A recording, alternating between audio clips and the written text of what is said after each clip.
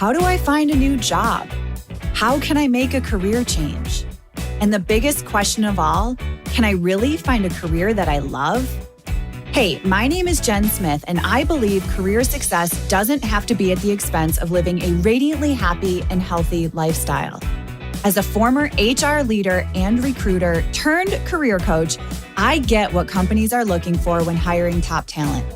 What that means for you is an unmatched combination of insider knowledge and the best kept secrets about making heart-based career changes and navigating the ups and downs of job searching in today's world of work. Whether you're a recent graduate navigating the job market for the first time or a seasoned professional ready for a career change, this show is for you. So grab your coffee or your kombucha, pull up a seat, and get ready to be challenged and inspired to move beyond your self-doubt and take the right next steps towards landing a career you love. Because you deserve a long, radiantly happy and healthy career. This is the Flourish Careers Podcast. Hello, and welcome back to the Flourish Careers Podcast. I'm Jen Smith, your host, and I'm so delighted to have you with me here today. Today's episode is a little different. You might notice that it's Tuesday, not our regularly scheduled Wednesday episode. And today is not just a conversation, it's a celebration.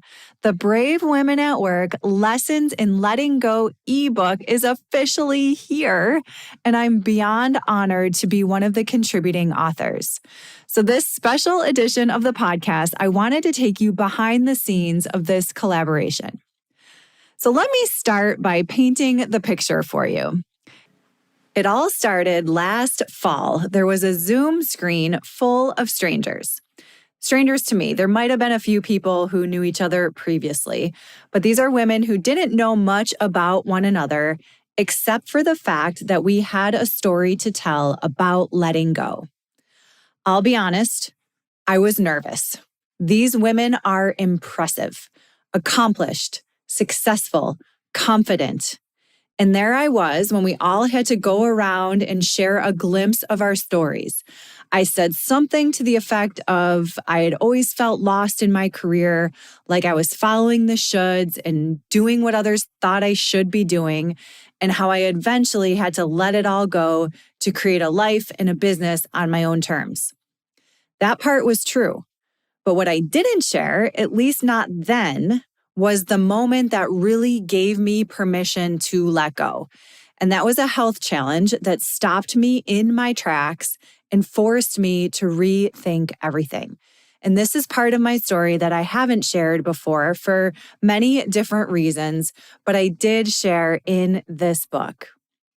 Now, when it came time to writing the first draft, I sat down and I stared at the page thinking, where do I even start? There was so much I wanted to say.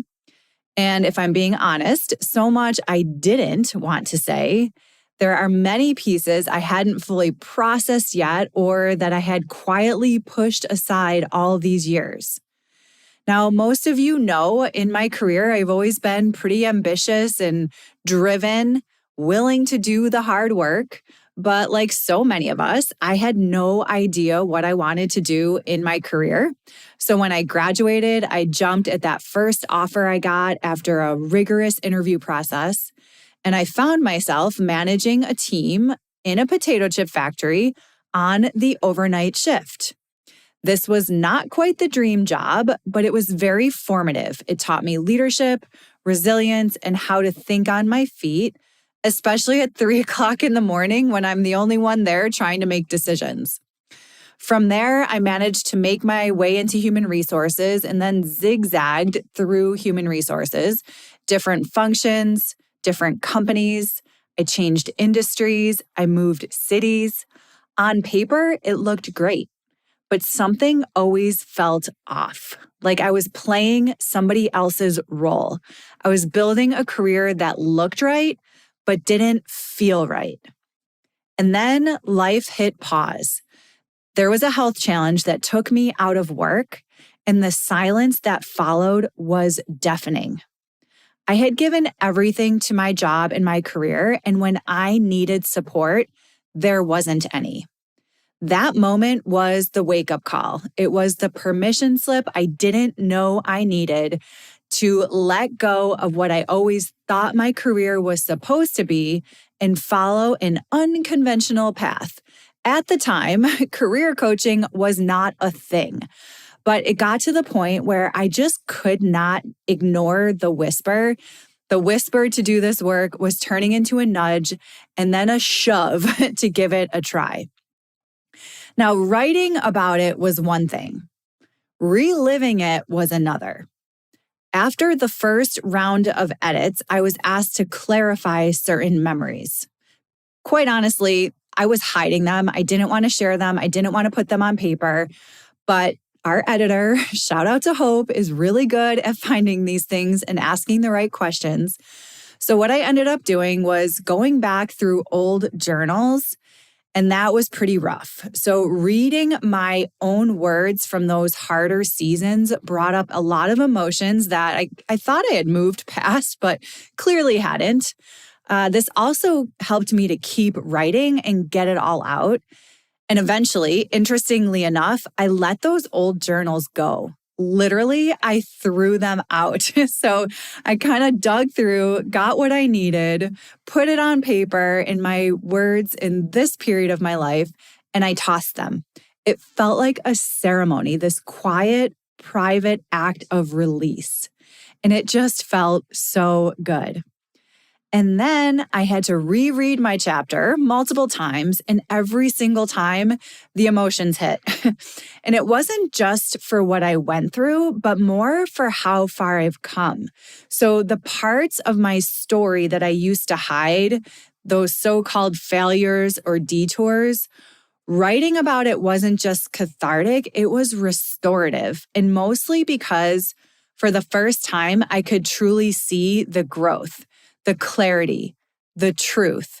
And I realized that letting go didn't break me by any means. It was the opposite. It opened me. And through that opening, so much light poured in. And it also made me realize that it's okay to outgrow something.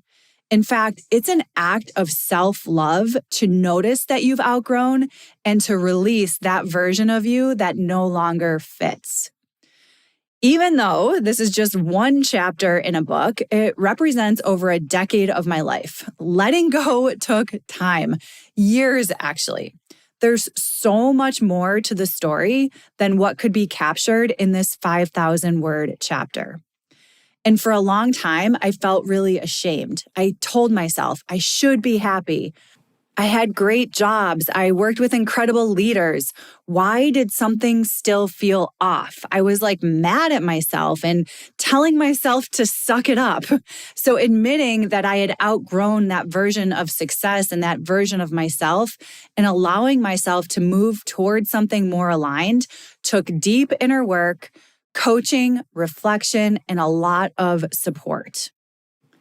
And let me tell you, if I had a glimpse, even a tiny glimpse of the life and career I have now, I would have let go so much sooner. That being said, I'm deeply grateful for every part of the path, every twist, every hard truth, every moment I questioned myself, because without all of it, I would never fully appreciate where I am today. And then it came time to submit the final draft. OMG, the moment when you realize this is it and there's no going back. No more editing, second guessing, or tucking things away to keep them safe. What I wrote was going out into the world. My story was about to be shared, and that's when the nerves came.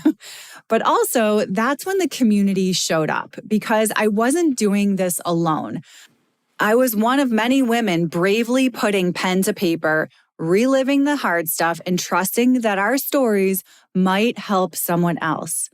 That moment of hitting submit felt a lot less scary because I knew I wasn't alone. And that's what I've been leaning into more and more lately, this power of community, the knowing that we don't have to do this work in isolation.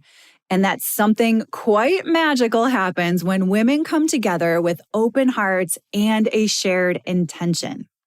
So while this chapter is my story, it's also our story, a story of letting go, of growth, of courage, and creating something beautiful together.